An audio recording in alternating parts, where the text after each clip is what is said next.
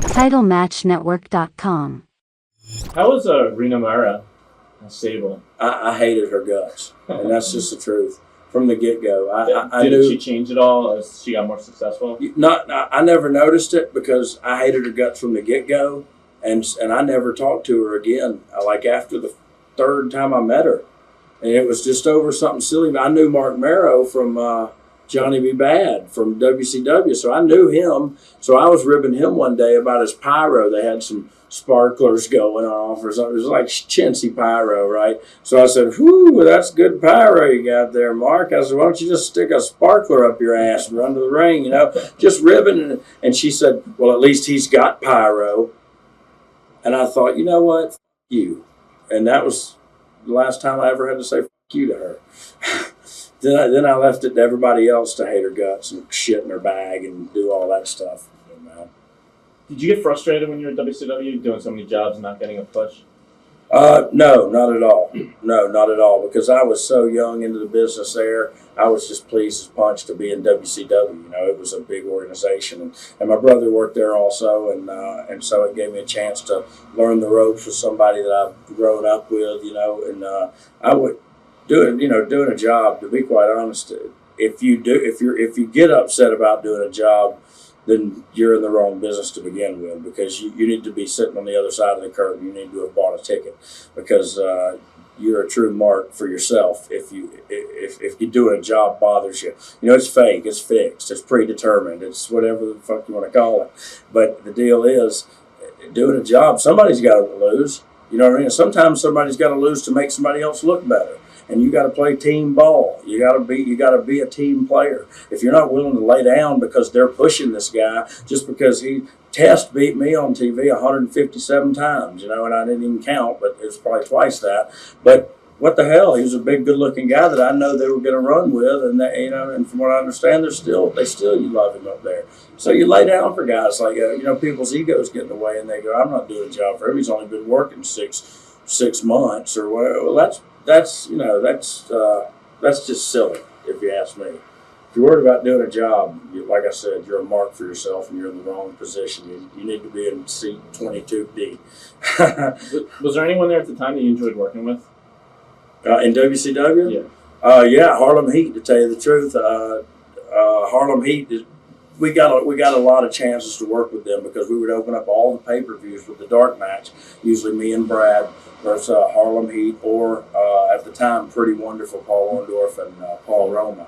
And I had a better time working with the Harlem Heat because they were young too, and they had been in a lot longer than I have, but they were still learning too, and still learning about the big show. You know what I mean? About the show, not just independent experience and independent shows, but the aspect of it being a television show and working to the cameras and stuff like that. So I kind of grew with them. Paul Roma and Paul Orndorff just kind of beat the crap out of me all the time. Or Paul Orndorff did anyway. Paul Roma wasn't all he was cracked up to be. I always liked him as a man, but he kind of let me down in the ring sometimes, because I thought he'd been in the business for 15 years, and here I was 6 months in, and I'm correcting spots in the middle of them to help him out. You know what I mean? It just let me down, because I always looked up to him, because I thought he had a great body and a great gimmick. He was great when he was with Hercules, and so. But yeah, we used to work with the Harlem Heat a lot, and I liked them boys.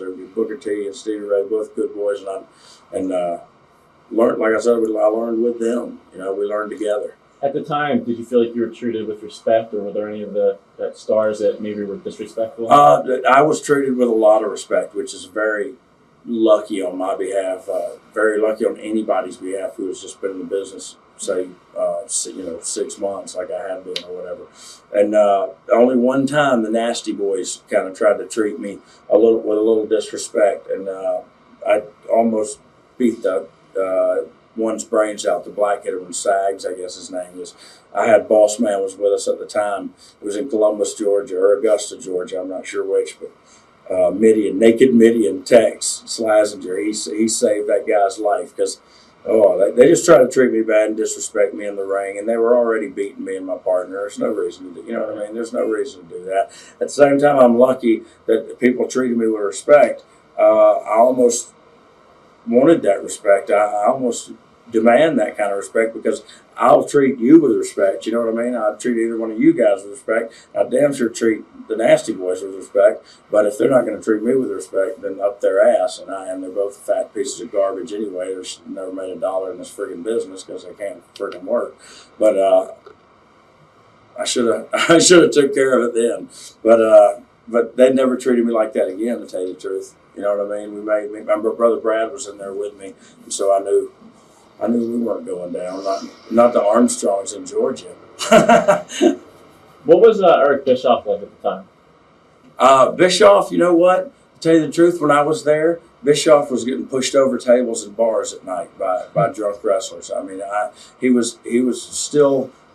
He was probably behind the scenes. He was probably working his way up the ladder. But to us, he was still just one of the announcers, and so he really wasn't the boss until I left there and went to the WWL. What were your thoughts when your brother did the Buzz Cre gimmick in WCW? I tell you the truth, I was just happy that they were doing something with him. Russo knew I could work, and Russo tried to use Brad and tried to do that. And it wasn't Brad. Brad wasn't comfortable with it, and it didn't get over like they expected it to. And they tried to kind of steal some of my stuff, a little bit. Coming out, he would say some stuff that was like my stuff, or and his heart wasn't in it. And I don't know if you ever remember when Brad was Bad Street with the Freebirds. With the mask, right? Yes, yeah. But I thought that was some of his best wrestling he's ever done. He was a heel. He was in a mask. It almost like when he put the mask on, he could open up and do whatever he wanted to do. Man, I remember him and Brian Pillman had some of the best damn matches of them Clash of Champions and stuff when he was Bad Street.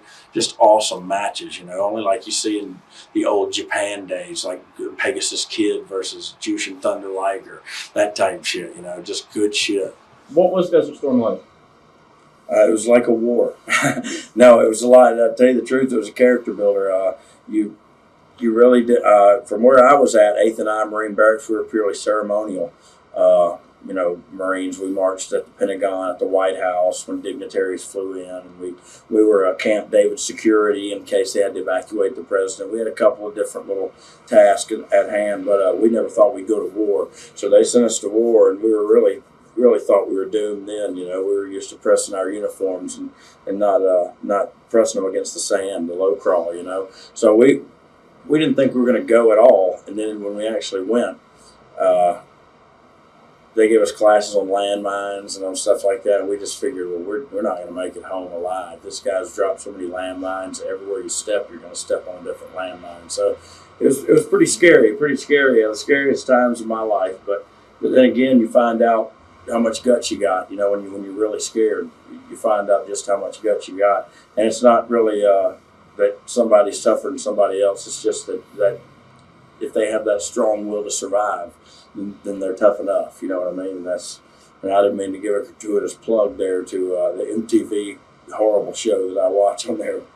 But tough enough. But watch thousands of exclusive shoot interviews right now on TitleMatchNetwork.com.